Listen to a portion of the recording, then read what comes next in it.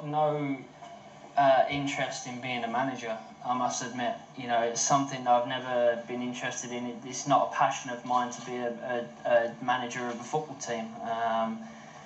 It's just, you know, I'm passionate about the game, and being there, and obviously I was wearing the suit, so people kind of automatically thought I'd be going into that. But you did do a bit of coaching, didn't you, over there? Well, James Milner said you helped him a bit, anyway. No, I'd have done that if I was playing. You know, that's obviously I'm an experienced player that's been in 3 World Cups, and you know, I spoke to James, I spoke to Sean, I spoke to Aaron, so you know, all the right-sided players, and to be honest, I spoke to all the players, because if there's anything that needs kind of saying from the manager or the players to the manager, that was kind of my role. Conduit and carry information back and forth. Yeah, that was kind of my role. So you know, I enjoyed that, but you know, coaching-wise, I love coaching kids. You know, it's one of the reasons why I have my academies, because you know, children, I love seeing their faces when they're kicking the ball around. I love,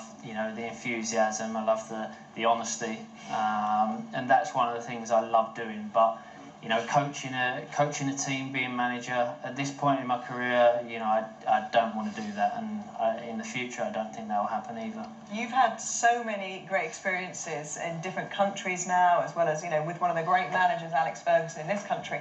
What have you learned from their styles of management, do you think?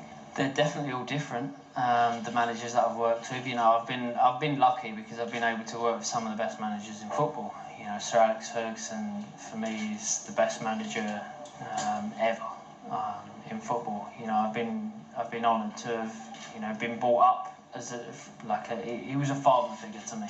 You know, from the age of 11 years old, where I first met him, and he scared the hell out of me. You know, he used to take me into the changing rooms, meet the players, which I'm sure the players, and Steve Bruce has done interviews since saying, you know, it was really weird because this young kid from London just kept on coming in our changing room after games. But he looked after me that way, and he did right the way up till I left when I was 27 years old. So, you know, I've been lucky enough to have seen, you know, and been successful with, you know, one of the best managers in the world. But, you know, you learn along the way that, you know, all managers are different. You know, Fabio Capello is different in his ways tactically. He's Italian, so, you know, they're the best at that side of it. So, you know, you get to learn from different managers as you go along.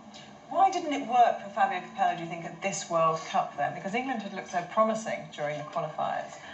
And, you know, there's been all kinds of conjecture and rumours. Something not quite right in the camp. Was Fabio not communicating with the players? Did something change during the South African experience? Nothing changed. You know, the manager did everything that he could have done. He prepared us right. He you know, worked the players, you know, to the right amount. And he set everything up for the players. But obviously, the players know that, you know, it was disappointing because we didn't perform, and as players, you know that. You know when you don't perform, and you know when you don't play well, and the manager can do so much, and then it has to be down to the players. And when the players go on the pitch, you know, they know that if they don't perform, you don't win games, and that's, you know, the players are honest about that. But it's not, you know, it's not about individuals. It's not about how individuals played. It's about how we played as a team. And you know, it's like it's a cliche, but you know, you win as a team and you lose as a team. You know, you have to take the good sides.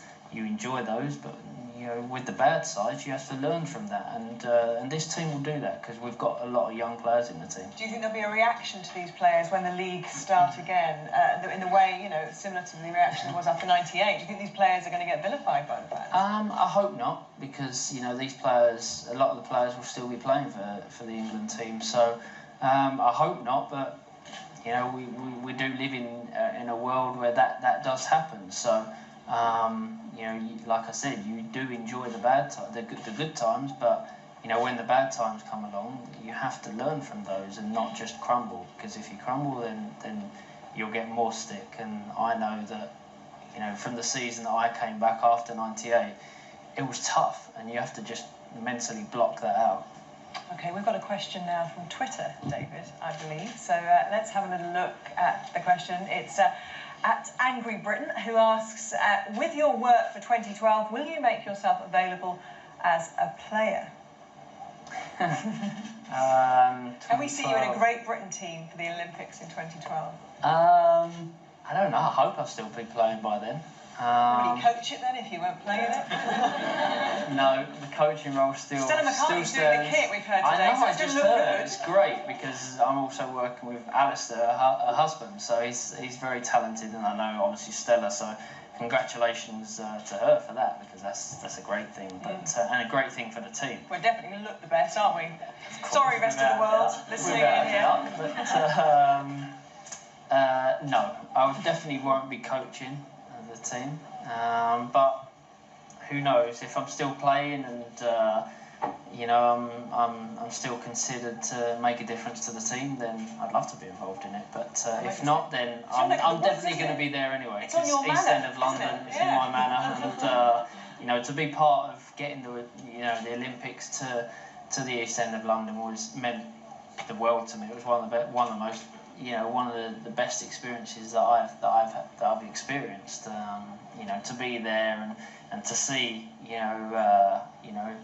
obviously the French one side and then us the other side, and then all of a sudden us win, get it. It was it was unbelievable.